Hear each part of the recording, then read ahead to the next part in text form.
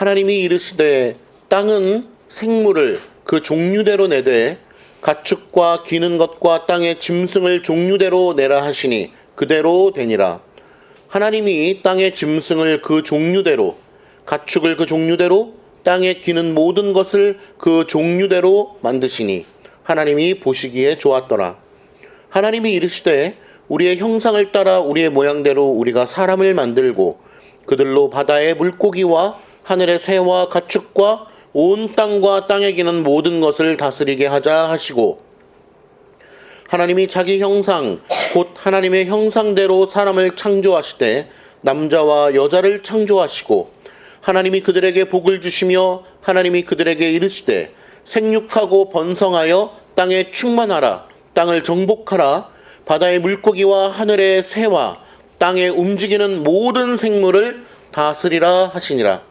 하나님이 이르시되 내가 온 지면에 씨 맺는 모든 채소와 씨 가진 열매 맺는 모든 나무를 너희에게 주노니 너희의 먹을 거리가 되리라.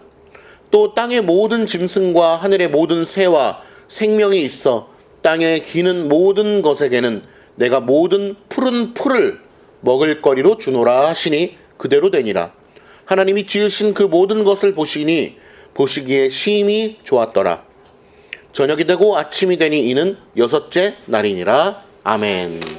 하나님, 이 시간 주의 말씀을 듣는 저희들 모두 성령 하나님의 감동하심 아래에 깨닫게 하옵소서. 예수님의 이름으로 기도드립니다. 아멘. 오늘 말씀의 제목은 6일 동안 창조하시기를 기뻐하심, 이렇게 제목을 지어봤습니다. 6일 동안 창조하시기를 기뻐하심. 오늘은 외민 4장을 들어가게 됩니다. 외민 4장의 1항을, 4장은요 제목이 창조에 대한 겁니다. 창조. 근데 4장은 1항과 2항밖에 없습니다. 근데 오늘은 1항을 살펴보게 되는데, 창조, 지난번까지 우리가 어떤 내용들을 계속해서 살펴봤냐? 하나님의 예정과 작정입니다. 그래서 모든 것을 예정하셨고, 사람뿐만 아니라 동식물, 이 땅에 존재하는 모든 것에 대해서 예정하셨을 뿐만 아니라 그 방법까지도, 시기까지도 다 예정하셨다, 작정하셨다. 그리고 예정 교리를 허락해 주신 이유, 이런 것에 대해서도 살펴보았는데, 예정과 작정 다음에 바로 오는 것이 무엇이냐? 바로 창조입니다.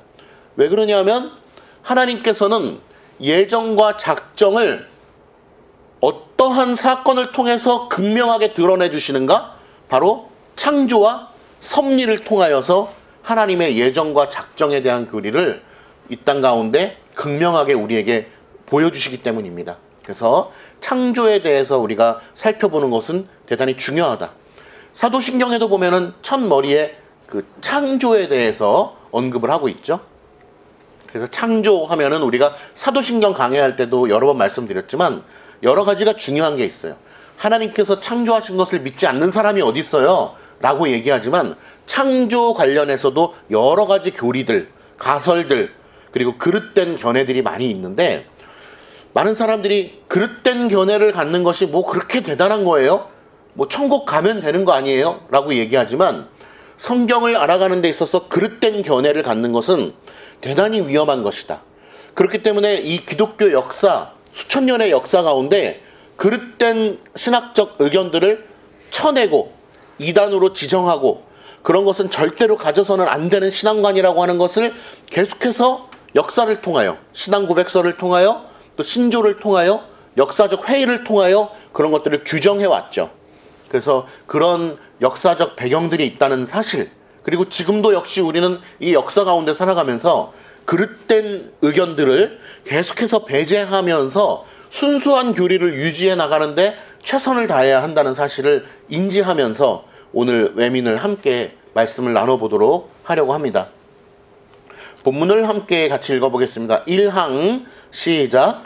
성부, 성자, 성령 하나님께서는 태초에 그의 영원하신 능력과 지혜와 인자하심의 영광을 나타내시기 위하여 무에서부터 세계와 그 안에 있는 모든 것들을 보이는 것이나 보이지 않는 것이든 6일 동안 창조하시기를 기뻐하셨으니 모든 것이 심히 좋았다. 이렇게 창조에 대하여 우리에게 가르쳐주고 있는 1항의 본문의 말씀이 이렇게 구성되어 있습니다.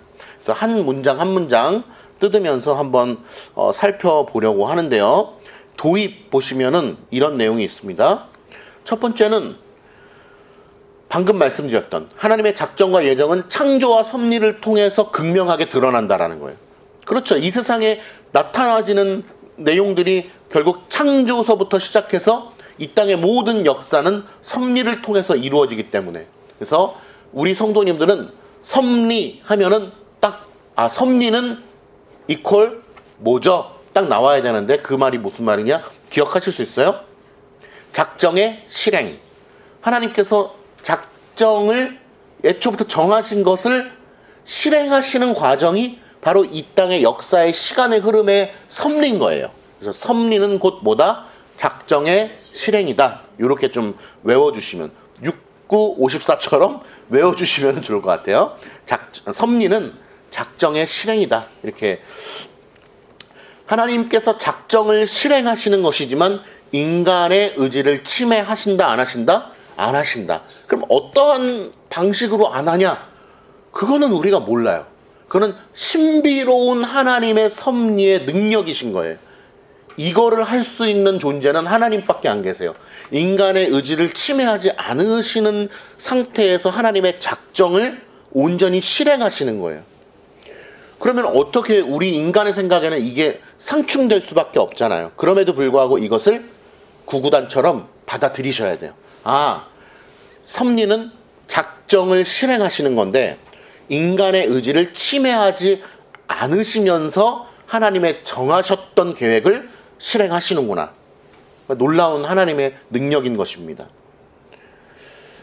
그래서 섭리를 통해서 극명하게 하나님의 작정과 예정을 드러내신다. 그리고 삼위일체 하나님의 창조 사역을 통해서 그런 것들을 어떻게 드러내셨는지 알고 창조에 대해서 바르게 이해하도록 하자. 오늘 이것이 이제 어떤 실천 목표고, 그리고 더 나아가서는 그릇된 창조관에 대해서 한번 살짝 알아보자는 거예요.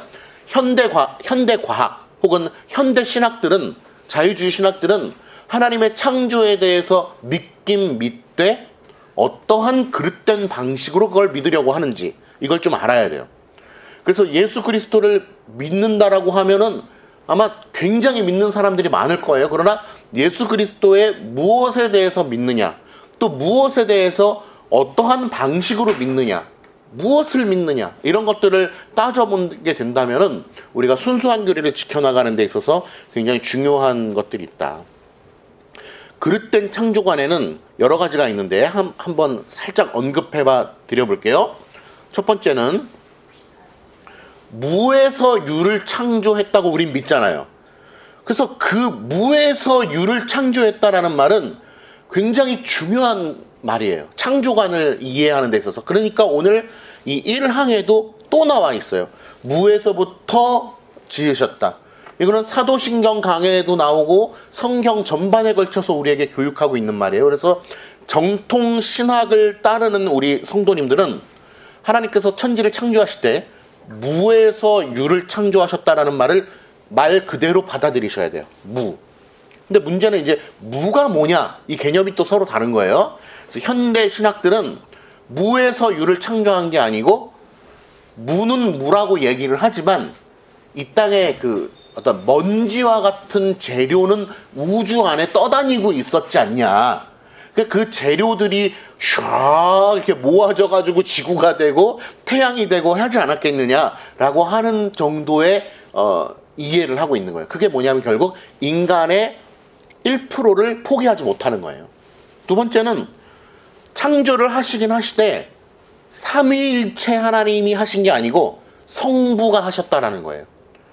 성부가 하신 것이 맞죠. 그러나 삼위일체 하나님이 하신 거예요. 그런데 성부가 하셨다라고 하는 것이 뭐가 문제냐, 그게 큰 문제입니다. 이게 결국에는 성자 귀속설로 가는 것이고 성령 도구설로 가는 거예요.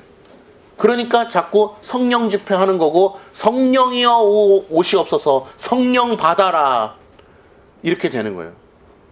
결국 더 나아가서는 복음이면 다다, 예수만 믿으면 다 된다, 이런 어떤 1차원적인 복음의 도구로 가는 것이고, 더 나아가서는 겉으로 보기엔 문제가 없는 것 같지만 영혼 구원이 최고의 목표죠. 우리 교회의 최종적인 목적, 하나님의 이 모든 섭리의 목표는 영혼 구원이죠 라고 하는 선에서 끝나버리는 것이 얼마나 위험한 신학의 흐름인가를 우리가 깨달아야 되는 거예요. 그런 것과 맞닿아 있는 것이 바로 성부 창조설이에요. 성부가 세상을 지으셨다.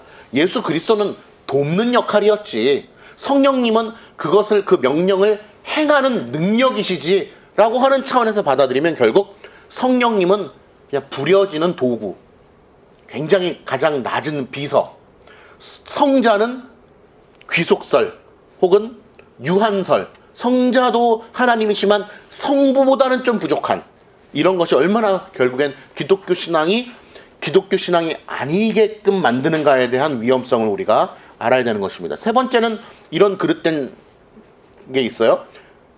6일 창조가 아니다라는 거예요. 대표적인 근거로 뭘 드냐 하면 화석 같은 거. 화석이 만들어지기 위해서는 퇴적층이 쌓이고 쌓여야 되는데, 이거 하려면은 한 1억 만 년 걸립니다. 이런 거죠. 그리고 또 대표적인 것이 진화론자들.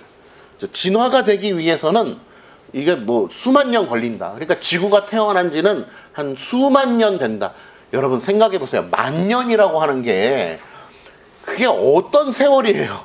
그러니까 결국에는 측정할 수 없는 시간을 만 년이라고 그냥 해버리는 거거든요. 그러나 그것이 얼마나 심각한 이 기독교의 타락을 가져오는지에 대해서 알아야 되는 거예요. 그게 뭐가 그렇게 중요합니까? 라고 생각을 하는데, 중요하기 때문에 정통신학에서 그걸 자꾸 얘기를 하는 거예요. 어떤 사람들은 그런 사람들이 있어요. 6일 창조라고 하는 게 실제로 6일에 한 게 아니고 한 6만 년 되는데 하나님이 알기 쉽게 하기 위해서 성경에 6일로 적었다, 이런 사람도 있고, 어떤 사람은 창조를 본 사람은 아무도 없잖아요. 실제로 하나님 외에는 보신 분이 없잖아요. 모세를 통하여 그 창조를 보여주셨는데, 환상을 통하여 보여주셨는데, 그 보여주신 기간이 6일이다. 한 6만 년 되는 시간을, 6천 년 되는 시간을 압축해서 6일 동안 환상으로 보여주셨다. 이렇게 받아들이는 사람들도 있습니다. 또 마지막으로 또 그릇된 창조가는 뭐가 있냐면 유신진화론입니다. 이것이 오늘날 아주 이 극심한 대립이 되고 이슈가 되는 거예요. 왜 이슈가 되냐? 정통신학 안에서도 이걸 주장하는 분들이 많기 때문이에요. 우리같이 건강한 신학을 가지고 계신 우리 성도님들은 뭐 무에서 유를 창조한 그런 거? 뭐 재료가 있었다? 그건 잘못된 거죠. 성부만 창조했다? 잘못된 거죠. 6일 창조가 아니라 6천년이다? 그것도 잘못된 거죠. 그런데 유신진화론에 대해서는 많은 정통신학 안에 있는 사람들도, 교수들도 이거를 찬성하는 사람들이 많기 때문에 문제가 되는 거예요.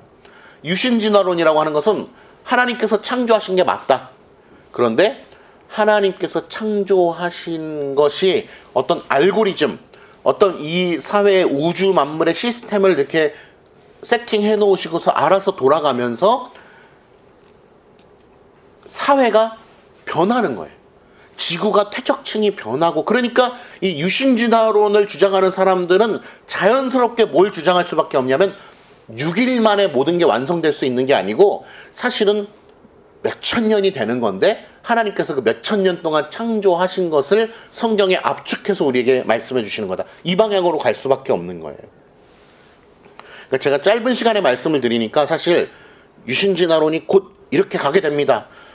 성부만이 창조하셨다라고 하는 게 결국 곧 그리스도는 귀속된 걸로 이해하게 됩니다. 이렇게 짧게 이야기를 하니까 우리가 알아듣기 쉽지만은 사실은 오랜 시간에 걸쳐서 그러한 학설들이 수백 년에 걸쳐서 그렇게 변해져 간다라는 거예요, 사실은.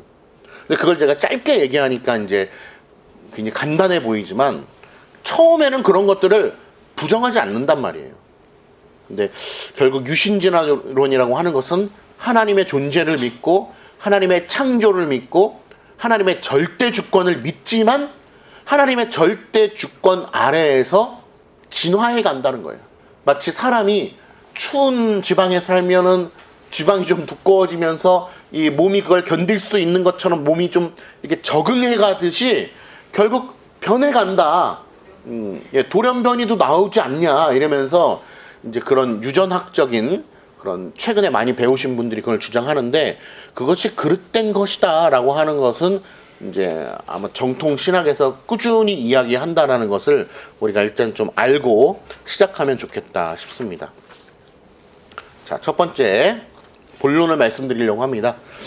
성부, 성자, 성령께서 창조하셨다라는 사실입니다. 성부께서 하신 것이 아니라 많은 사람들이 성자가 하시거나 성령이 하셨다고 생각은 안 하는 경향이 있어요. 그래서 일단은 성자는 구약에 눈에 보이지 않지 않았냐 이렇게 생각하는 거예요. 그러니까 성자는 계시긴 계셨지만 다른 데서 대기하고 계셨다라는 거예요. 어디 대기실에 계셨다라는 거야. 십자가 사건을 준비하시기 위해서 대기하고 이런 생각을 가지고 있는 사람들이 많아요. 그리고 성령님은 뭐다? 운행하신다 이런 표현이 있잖아요. 그러니까 어떤 창조하는 데 있어서 이 능력치, 에너지파 같은, 불 같은 이런 존재라고 생각을 하는 경우가 많이 있다라는 것입니다. 그러나 성부, 성자, 성령 삼위일체 하나님께서 창조하셨다라는 거예요. 대표적으로 우리는 어느 말씀을 통하여 알 수 있습니까? 요한복음 1장 3절에 말씀을 예수 그리스도라고 표현해주고 있는데 말씀으로 말미암아 만물이 지은 바 되었다. 예수 그리스도를 이야기하는 그 말씀을 이야기하면서 말씀으로 말미암아 이 세상이 지어졌다라고 얘기를 하고 심지어는 뭐라고 얘기합니까? 하나도 그가 없이는 된 것이 없다라고 얘기합니다. 요한복음은 이 복음서에 있어서 굉장히 핵심적인 중요한 복음서잖아요. 그런데 사도 요한이 요한복음 1장 1절을 출발하는 데 있어서 말씀이 곧 예수 그리스도고 예수 그리스도가 천지를 창조하셨고 그분이 아니고는 된 것이 없다라고 하는 것을 이야기한다는 것은 그 당시에 유대교 사람들에게 너무나 충격적인 이야기인 거예요. 하나님을 믿는데, 성부 하나님을 믿는데 예수 그리스도의 존재 자체도 이게 받아들이기가 힘든 것인데 그 하나님의 아들이라고 하는 예수 그리스도가 세상을 만드셨다. 그가 없이 된 것이 없다라고 하는 것은 곧 뭐냐? 성부와 성자를 동일 본질로 보는 거예요. 동격으로 보는 것입니다. 그러니까 이 중요한 사항을 사도 요한이 요한복음 맨 처음에 배치를 해서 선포하고 있는 것입니다. 그래서 창세기 1장과 요한복음 1장이 대꾸를 이루는 거예요. 동일한 내용이 이렇게 이루어지고 있는 것입니다. 성자 유한설, 성자 귀속설은 끊임없이 인간들에게 있어서 매혹적입니다. 왜냐하면 우리는 특히 한국 사람들 만나면 서열을 나누잖아요. 만나면 몇 년생이세요? 언니네. 그러면 남자들도 만나면은 딱 서열을 정한단 말이에요. 그것은 인간의 본능인 것 같아요. 동물들도 그렇고 서열을 정하고 뭔가 구분을 한단 말이에요. 당신은 당신, 나는 나. 그런데 성부, 성자, 성령의 이 동일 본질이라고 하는 것은 우리가 이해하기가 어려운 거란 말이에요. 그렇기 때문에 자꾸 해서 성부, 성자, 성령 일단 말부터가 별도로 나오잖아요. 우리는 성부, 성자, 성령을 한 번에 얘기할 수가 없잖아요. 성령 이렇게 한 번에 얘기를 할 수가 없단 말이에요. 언어의 유한성 때문에 성부, 성자, 성령으로 이야기할 수밖에 없어요. 그것은 성경이 우리에게 그렇게 계시해 주시기도 했습니다. 왜냐하면 언어를 통하여 우리에게 그렇게 계시해 주셨기 때문에. 그래서 성부는 제1위, 성자는 제2위, 성령은 제3위란 말이에요. 저도 어릴 때는 그래요? 그럼 동일 본질이야? 그러면은 왜 꼭 성부, 성자, 성령으로 이야기를 해요? 성령, 성자, 성부 이렇게 얘기하면 안 돼요. 그런데 그거 안 됩니다. 순서가 있는 것입니다. 성경이 우리에게 그렇게 계시해주고 있기 때문에 그래요. 성자 귀속설은 끊임없이 매혹적이에요. 그렇기 때문에 수천 년 전에도 아르미니우스도 그렇지만은 결국 펠라기우스라든지 그런 사상을 통해서 우리에게 끊임없이 다가오고 있는 것이고, 어거스틴도 그것을 계속해서 배격하는 신학적 내용들을 우리에게 펼쳐준 것 아니겠습니까? 결국 삼위일체에 대한 명확한 동일 본질에 대한 신학적 이해가 없으면 어떻게 되느냐? 성령 집회가 탄생을 하는 거예요. 그리고 성령 운동이 탄생을 하는 거예요. 이런 거는 우리가 이제 잘못됐다라는 거 아시죠? 근데 이런 것도 좀 예민한 건데 저는 지적을 하고 싶어요. 뭐냐? 예수 복음 운동 이런 거 있죠. 좋은 말이잖아요. 예수 복음 운동. 근데 말은 좋은 말인데 삼위일체에 대한 명확한 이해가 없이 예수 복음 운동을 펼치게 되면 어떻게 되느냐? 예수면 다다. 예수만 믿으면 다 돼요. 예수 믿어요? 그러면 우리는 하나예요. 이러한 방식으로 가는 거예요. 예수만 믿으면 하나니까 카톨릭하고도 하나예요. 우리는. 그런 방식으로 가는 거예요. 종교 통합 운동으로 가는 거예요. 그러니까 삼위일체에 대한 명확한 이해가 없으면, 그리고 그릇된 삼위일체관을 가지고 있으면 그것이 얼마나 위험한 것인가를 우리가 계속해서 깨달아야 돼요. 순수한 교리를 계속 추구해가는 게 중요하다. 복음이면 다다. 영혼 구원이면은 되는 거예요. 영혼만 구원할 수 있으면은, 예수만 믿을 수 있다면은 다 된다라고 하는 의식이 기독교를 타락시키고 있는 것입니다. 그래서 오늘 두 번째 뭐라고 이야기하냐? 본론의 그 괄호 2번 보시면 그의 영광을 나타내시기 위하여. 오늘 보세요. 이 본문에 성부, 성자, 성령 하나님께서는 태초에 그의 영원하신 능력과 지혜와 인자하심의 영광을 나타내시기 위해서 무에서 유를 창조하셨는데, 이 모든 것은 무엇을 위하여냐? 본문 두 번째 줄에 보면 영광을 나타내시기 위하여. 이 모든 창조의 사역, 예정의 사역, 작정의 사역들은 하나님의 영광을 드러내시기 위해서 작정하셨고 예정하셨고 섭리하시고 창조하셨다라고 하는 사실을 잊어서는 안 돼요. 그 대전제가 무너질 수가 없는 것입니다. 그 대전제가 무너지면은 이건 하나님의 하나님 되심을 이야기할 수가 없는 것이죠. 물론 인간의 필요를 위해서 지어주신 부수적인 이유도 있습니다. 그러나 하나님의 영광을 드러내기 위함이라고 하는 그 대전제가 조금도 훼손될 수 없다. 그거를 훼손해 가면서 99대 1, 98대 2 이런 식으로 인간의 목적을 끼워 넣기 시작하는 순간 결국 이 신학이 무너져 내리는 것입니다. 그러므로 2번에 1번 보시면 그의 영광을 나타내시기 위하여 천지를 창조하셨다라고 하는 이 대전제를 우리는 별표를 10개를 쳐놓고 잊어서는 안 된다라고 하는 것입니다. 동그라미 2번. 그의 보이지 않는, 로마서 1장 20절 말씀이죠. 그의 보이지 않는 것들 곧 그의 영원하신 능력과 신성이 그가 만드신 만물에 분명히 보여 알려졌나니 사람들이 핑계하지 못할지니라. 이 말씀을 통해서도 우리는 하나님의 영광을 알아야 되는데, 왜냐하면 그의 영원하신 능력과 신성이 분명히 보여져 있다라는 거예요. 자, 보세요. 예를 들어서 우리가 이 자연 만물을 봐요. 산과 바다를 봐요. 출렁거리는 바다의 파도를 보면서 그 안에도 하나님의 놀라우신 능력과 하나님의 신성이 그 안에 깃들어져 있는 것입니다. 깃들어져 있는 거예요. 왜? 왜일까요? 그것을 만드신 창조자는 단 한 분밖에 안 계셔요. 되게 좀 어려울 수도 있는 내용인데, 이 세상을 지으신 창조자가 하나님도 있고, 뭐 그 외에 뭐 그 어떤 도와준 천사들도 있고, 이런 방식으로 가게 되면은 이게 이런 말이 나올 수가 없어요. 로마서 1장 20절 같은. 왜냐하면은 결국에는 불순물이 들어가는 거거든요. 그런데 이 세상을 지으신 창조자의 어떤 실제적인 이 주관자는 단 한 분 외에는 절대로 없어요. 아무도 없는 거예요. 그렇기 때문에 하나님의 존재로 말미암아 나온 거예요. 그러니까 이 나무가 어디로부터 왔냐? 하나님의 존재에 기인하는 거예요. 이 바람이 어디에 기인하냐? 하나님이 만드신 어떤 물건이긴 하지만 하나님의 존재로부터 기인하는 거예요. 우리 인간의 형상들 하나님의 존재로부터 기인하는 거예요. 그러니까 하나님께 의탁된 차원에서의 존재가 아니고는 존재할 수가 없는 거예요.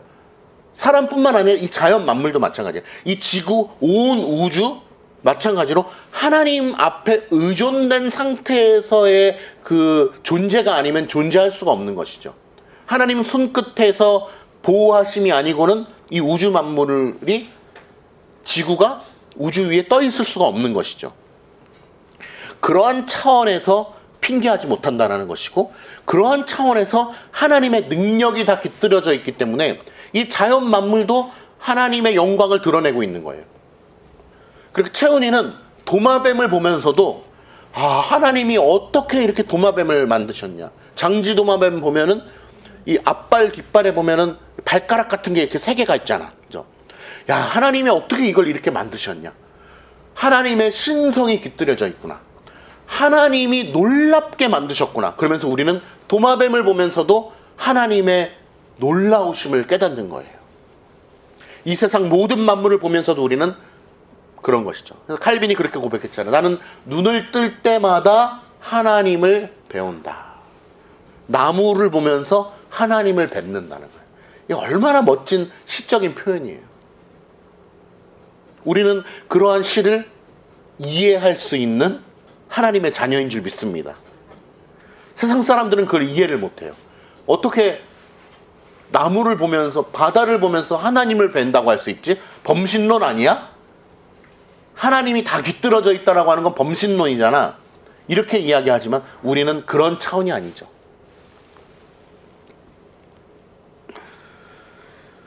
그래서 이제 괄호 3번으로 페이지 5페이지로 넘어가 볼게요.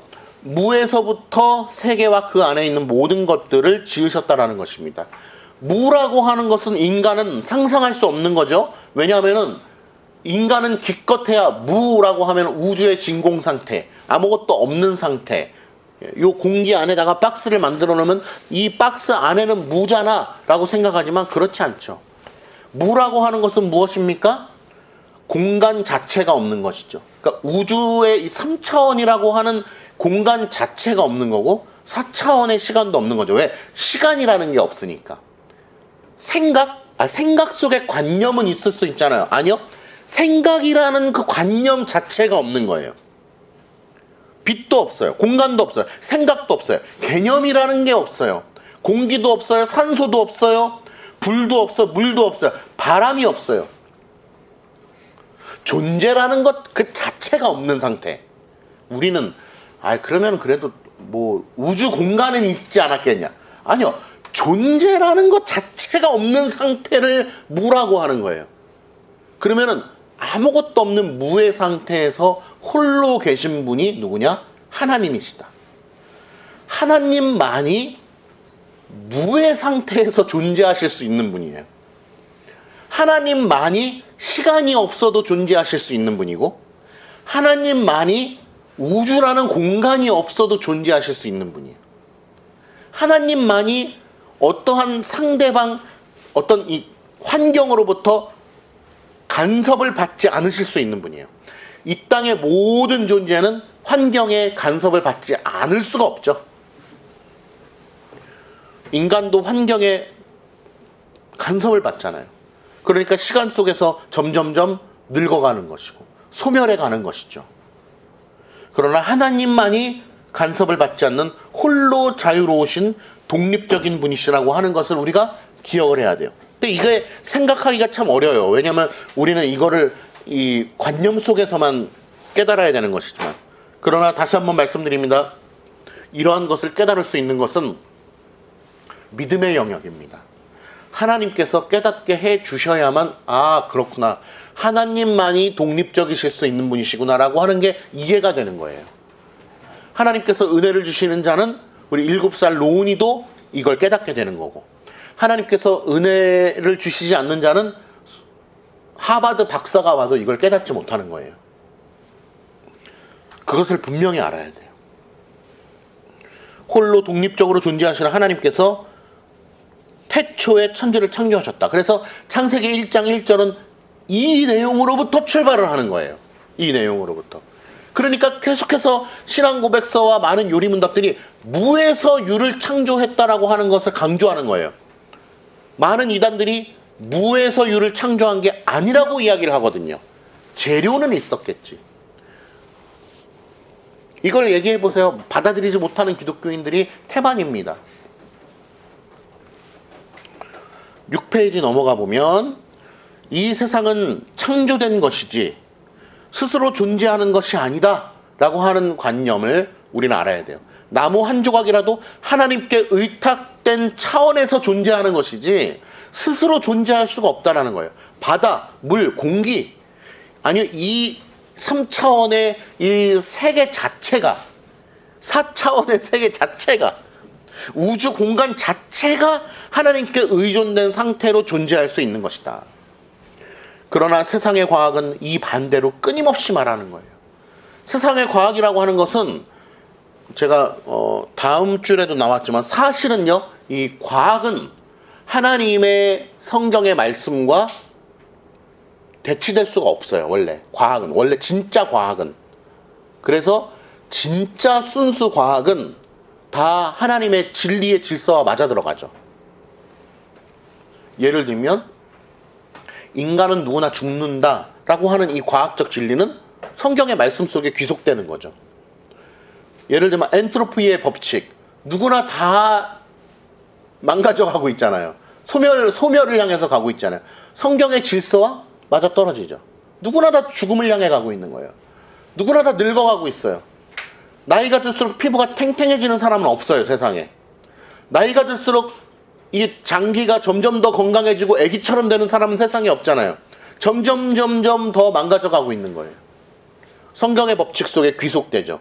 그러므로 원래 순수 과학은 성경의 말씀과 위배되지 않아요. 성경 말씀 안에 다 포함됩니다. 그런데 그럼에도 불구하고 이 세상의 과학은 왜 자꾸 반대로 얘기하냐? 사람들이 그릇된 인식으로 과학을 잘못 탐구했기 때문이죠. 세상의 과학들은 어떻게 이야기하고 있냐? 첫 번째, 우주는 스스로 존재한다라는 거예요. 그러니까 하나님이 천지를 창조하셨다. 오케이, 그거는 인정해. 그래도 우주는 원래 있었던 거지 라고 이야기를 하는 거예요.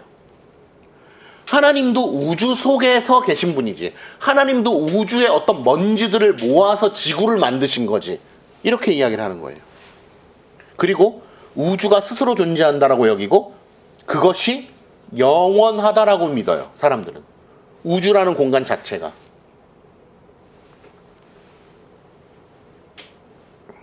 두 번째는 우주를 존재케 하는 원인이, 우리는 뭐라고 믿어요? 하나님의 창조라고 믿잖아요. 그러니까 우주를 존재케 하기 위해서는 그것을 존재케 할 수 있는 능력을 지닌 어떤 실체가 있다고 믿거든요. 예를 들면 우리가 손수건이 이렇게 있어요. 손수건이 갑자기 뿅 하고 탄생을 했어요. 그러면 이 손수건을 만든 어떤 제작자가 있어야만 손수건이 있을 수 있는 거잖아요. 갑자기 아무것도 없는 상태에서 손수건이 뿅 하고 나올 수가 없다라고 우리는 믿잖아요. 상식적으로. 핸드폰도 마찬가지고. 그런데 이 사회과학 이론은 뭐냐? 우주라고 하는 공간이 자기 스스로 뿅 하고 나왔다라고 믿는 거죠. 그런데 우리는 절대 그렇게 믿지 않아요. 상식적으로 우주라고 하는 공간이 생겨나기 위해서는 그거를 만들 수 있는 능력을 가진 어떤 실체가 있어야만 우주가 생겨날 수 있다라고 믿는 게 철학적 사고예요. 기본적인 철학적 사고예요. 그러니까 그 철학적 사고가 우리의 삶 속에 대입되어서 이 물티슈를 만들 수 있는 어떤 능력이 있는 실체, 그게 과학자건 어떤 공장장이건 뭐 제작자건 간에 그 실체의 어떤 사람, 그게 뭐 AI, 인공 로봇이 될 수도 있겠죠. 예. 능력이 있는 어떤 존재가 있어야만 이 비닐을 까게 쌓인 물티슈가 탄생을 할 수 있는 거예요. 이게 기본적인 철학적 사유인데 많은 사람들은 그거는 믿으면서 우주는 스스로 있다라고 믿는 거예요. 왜냐? 자기네가 가늠할 수 없는 정도의 크기이기 때문에 그런 거예요. 그러나 하나님은 계시의 말씀을 통해서 우리에게 알려주고 계시죠. 우주를 만드신 분도 실체이신 삼위일체 하나님이다. 왜? 그걸 만들 수 있는 능력을 가지신 분은 하나님밖에 안 계시기 때문에. 그러므로 우리는 방금 말씀드린 것처럼 이 물티슈를 만들 수 있는 능력을 가진 제작자가 있기 때문에 물티슈가 생겨난 거야 라고 하는 이 철학적 사유도 어디에 기반해야 되냐? 하나님의 계시의 말씀에 기반해서 이 지식이 우리에게 담겨져야 되는 거예요.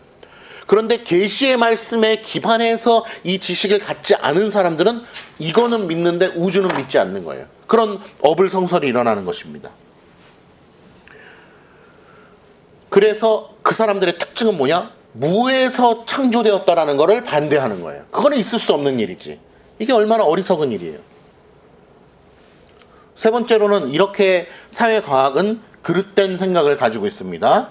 우주의 형태는, 이 모든 세상 만물은 적자 생존의 원리에 의해서 생겨난 거라는 거예요. 곧 두 글자로 하면 뭐예요? 진화죠, 진화. 진화론을 추종하는 거예요. 자연 도태의 과정을 통해서, 적자 생존의 과정을 통해서 결국엔 다 생겨났다는 거예요. 그러나 진화론은요, 일반 과학자들 사이에서도 이미 그거는 신뢰를 갖지 못하고 있어요. 그 다음으로는 어떤 그릇된 의견이 있냐면 모든 것의 궁극적인 이유는 아무것도 없다는 거예요. 우주가 생겨난 거는 그저 그런 대폭발에 의해서 어떻게 생겨났다는 거예요. 알 수 없는 것이죠. 지구, 태양, 어떤 그 대폭발에 의해서 우연히 생겨난 것입니다.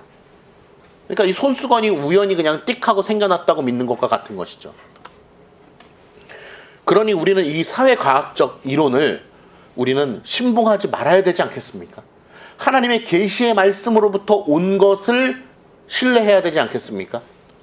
그러니 순수한 교리를 계속해서 추구하면서 적정과 절도의 원리 아래에서 하나님의 말씀을 계속해서 우리가 묵상해 가는 것이 필요하지 않겠냐라는 거예요. 그렇지 않으면 우리는 사회과학 이론에 빠지게 되는 것입니다. 예를 들면 수십 년 전만 해도 아이를 하나만 낳는 것이 진리다 라고 얘기했지만 지금은 어때요? 지금 이 나라에서는 몇 명 낳는 것이 진리라고 얘기를 합니까? 혹시 아세요? 한 명은 아니라고 얘기하죠. 그러면 나라가 망하니까. 그럼 몇 명이라고 얘기합니까? 최소한 2명? 그런 이론은 어디서 보셨는지 모르겠어요. 2명 낳아도 사실은 인구가 늘지 않거든요. 사실은. 예. 현상 유지죠. 인구가 늘지 않아요. 이 세상은요, 맞습니다. 권사님 말씀대로 3명 낳으면 먹고 살기가 힘들다고 얘기를 해요. 2명, 2점 몇 명이 딱 적당하다고 하는데 2점 몇 명을 낳을 수는 없는 거니까 3명을 낳으면 힘들다고 얘기하고 2명을 낳으면 그것도 힘들다고 얘기해요, 사실. 그래서 지금은 어떻습니까? 안 낳아야 된다라고 얘기를 해요. 안 낳아야지 먹고 살 수 있다는 거예요. 얼마나 무서운 세상입니까? 그러나 우리는 오늘 창세기 1장에 읽은 대로 뭐라고 얘기합니까? 28장에 그들에게 복을 주시며 하나님이 그들에게 이르시되, 복을 주시며 하나님이 그들에게 이르시되 생육하고 번성하여 땅에 충만하라 라고 얘기합니다. 그러므로 우리가 현실적으로 2명, 3명 낳을 수는 있지만 2명, 3명 낳는 게 진리야. 절대 기독교인은 그렇게 얘기하면 안 돼요. 5명, 10명 낳는 가정이 있으면 축복해줘야 되고 정말 대단하다. 정말 좋은 거다. 성경 창세기 1장 28절의 말씀을 실천하려고 애쓰는 귀한 가정이다. 이렇게 얘기를 해줘야 되는 거예요.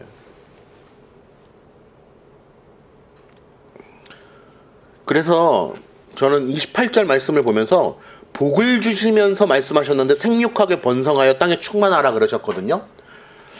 많이 낳는 게 복이다. 저는 그렇게 믿어요. 그리고 적게 낳는 것이 혹은 안 낳는 것이 그 반대가 될 수 있다. 재앙이 될 수 있다라는 거예요. 이거는 그냥 제 개인적인 생각이었습니다. 그래서 분명한 것은 생육하고 번성하라. 이것은 하나님의 명령이다. 충만하라. 명령이다라고 하는 것입니다. 사회과학적 이론을 따라갈 필요가 없는 거예요. 동그라미 3번. 성경과 순수 과학 간에는 아무런 대립이 있을 수 없다. 왜냐? 이 세상의 과학이라고 하는 거는요, 세상에 이미 일어나고 있는 현상을 탐구하는 거거든요. 세상에 이미 일어나고 있는 현상을 탐구하는 것은 곧 이 세상을 만드신 하나님이 만드신 질서를 보고 인식하는 거예요. 그러므로 성경의 말씀과 이 세상의 과학은 사실상 대립될 수 없어요. 왜냐? 이 세상을 만드신 저자도 하나님이시고 성경의 말씀을 우리에게 주신 분도 단 한 분 하나님이시기 때문에, 자연 만물, 이 풀 한 포기를 만드신 분도 단 한 분 하나님이시기 때문에 다른 사람이 개입될 수 없는 거예요. 그렇기 때문에 이 풀 한 포기의 자연과학과 성경의 말씀은 대립될 수가 없는 거예요. 너무 놀랍죠? 하나님이 모두 다 저자이시기 때문에. 그런 차원에서 칼빈이 나무를 보며 자연 만물을 보며 하나님을 뵌다고 하는 것이 우리는 이해가 될 수 있는 것이죠. 인간은 계속해서 그릇된 탐구와 이론과 가설을 통해서 실수를 범하고 있지만 우리 기독교인들은 그런 시류에 휩쓸려서는 안 된다라고 하는 거예요. 세상의 모든 죽음을 연구한 과학자가 있었습니다. 수천 명, 수만 명의 인간의 죽음을 연구해 보니까 이렇게 결론을 내렸어요. 예수 그리스도의 부활은 가짜다. 어떻습니까? 수만 명, 수십만 명의 인간의 죽음을 연구했다라고 하는 과학자의 이론과 가설을 통하여 예수 그리스도의 부활은 가짜라고 결론을 내렸다면, 그 사람의 과학적 이론은 이 세상에서는 칭송받을지 모르지만 그 과학적 이론의 출발이 잘못되었기 때문에 이 사람의 가설은 결국 틀린 것입니다. 왜냐? 이 사람의 가설과 과학적 이론은 하나님의 계시의 말씀으로부터 온 출발점이 아니라 자기로부터 출발했기 때문에 그래요. 요즘에 온 나라가 들썩이고 이게 문제가 있잖아요. 특히 결국에는 모든 이 사회적 정치적 이슈들이 사법부에 가서 결정이 나게 돼 있는데, 사법부도 인간이잖아요. 결국에는 이 사람이 바라보는 법적 해석과 저 사람이 바라보는 법적 해석이 다른 것인데, 우리는 이 법조물, 대한민국 헌법을 보면서도, 교회법을 보면서도, 이 세상의 법을 보면서도 결국 어디로부터 출발해야 됩니까? 하나님의 계시의 말씀으로부터 출발해서 대한민국 헌법을 바라봐야 되고, 교회 헌법을 바라봐야 되고, 이 세상의 법을 바라봐야 되는 거예요.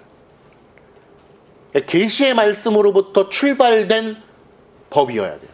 그래서 우리나라가 그나마 미국 헌법을 카피해가지고 온 것이 대단히 하나님의 큰 복이다, 이렇게 여겨지는 거예요. 왜냐? 미국 헌법이 청교도들에 의해서 세워진 법이잖아요. 영국에서 건너온. 그러니까 그나마 완벽하진 않지만 하나님의 말씀을 근거해서 그 헌법이 지어졌기 때문에 미국 대통령들이 그 말씀 위에다가 손을 얹고 선서를 하는 거 아니겠어요? 왜?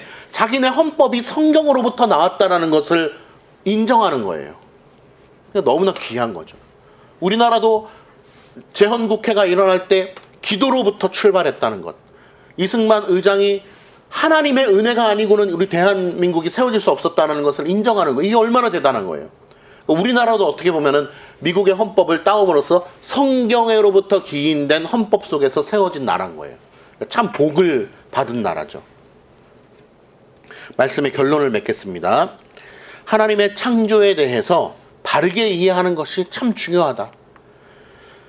특별히 6일 창조에 대해서 우리가 또 잘 알아야 되는데, 그거 한 가지만 말씀드리고 마치도록 하겠습니다. 정통신학에서 창조의 6일을 이해하는 방식, 그것은 바로 우리가 지금 살고 있는 24시간 하루를 이해하는 방식이 바로 정통신학에서 이해하는 방식입니다. 다들 아시겠지만 창세기에서 날이라고 하는 게 히브리어로 요미잖아요. 요미라고 하는 단어잖아요. 근데 그 요미라고 하는 단어가 24시간을 의미하는 거일 수도 있고, 좀 더 확대해서 어떤 큰 날을 의미하는 거일 수도 있다라고 하는 게 현대 과학자들과 신학자들의 의견인 거예요. 즉, 하나님께서 아침이 되고 저녁이 되니 6일 동안 창조하셨다라고 하는 거는 상징적인 의미야 라고 가르치고 있는 게 현대 과학과 현대 신학의 가르침들이에요. 왜? 화석만 봐도 알 수 있잖아. 화석이 어떻게 6일 만에 이루어질 수가 있어? 라고 하는 거죠. 짧은 기간에 어떻게 화석이 이루어질 수가 있어? 라고 이야기하는 게 바로 그릇된 생각들이에요. 그게 현대 신학에서 창조의 6일을 이해하는 방식들입니다.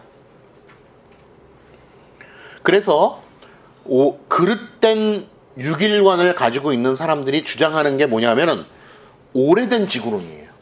하나님이 천지를 창조하시되 수만 년에 걸쳐서, 수천 년에 걸쳐서 했기 때문에 퇴적층이 쌓이면서 이렇게 된 것이다. 화석들이 만들어진 것이다. 라고 하는 거예요. 그러나 우리는 그렇게 이야기하지 않습니다. 우리는 그러니까 이런 말을 쓰는 거는 부끄러운 일이에요. 사실은 오래된 지구론, 우리가 이야기하는 건 젊은 지구론입니다. 정통신학에서 이야기하는 게. 왜냐하면 걔네들이 얘기하는 게 오래된 지구론을 이야기하기 때문에. 우리는 아니다. 하나님께서 창조하신 것은 6일 만에 창조를 하셨다라는 거예요.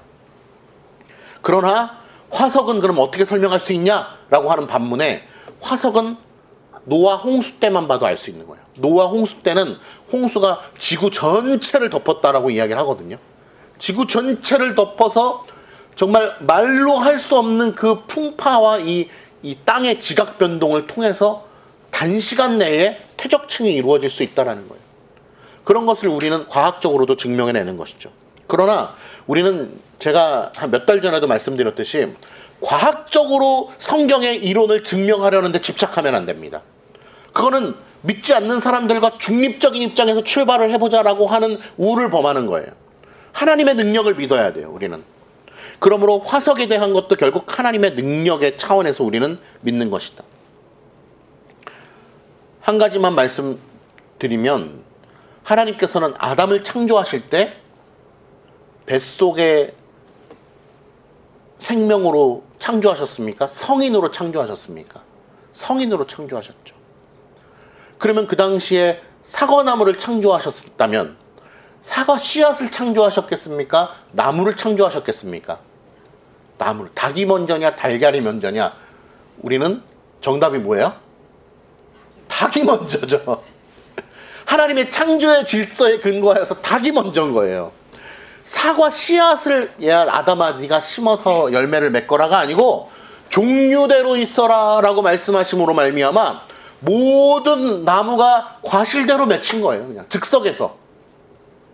그러면 사슴과 호랑이와 동물들을 만들어내실 때 뱃속에 씨앗부터, 아니 씨앗이 아니고 생명부터 만들어내셨나요? 그게 아니잖아요. 호랑이를 한 방에 딱 만드신 거예요.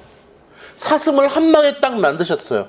도마뱀을 한 방에 딱 만드셨어요. 아담을 성인으로 만드셨던 것처럼 그것만 봐도 우리는 하나님의 창조 질서를 본다면 화석 그거 하나?